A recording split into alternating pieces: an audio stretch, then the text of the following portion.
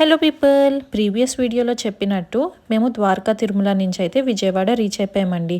Cars అయితే పైకి ఎలో లేదంట, సో కొండ కిందే పార్క్ చేసాం మేము. అక్కడి నుంచి అయితే లిఫ్ట్ అవైలబుల్ ఉంటుంది పై వరకు, సో కొండపై వరకు లిఫ్ట్లో వెళ్ళిపోయాము. దర్శనం అయితే చాలా బాగా అయింది, రష్ ఉన్నా కూడా.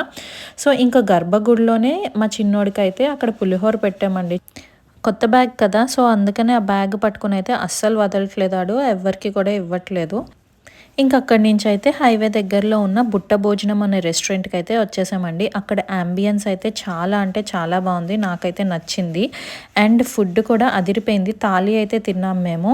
మా లంచ్ అయితే హ్యాపీగా అయిపోయింది, కానీ మా చిన్నోడికి తినిపించడానికి మాత్రం మా తిప్పలు చూడండి.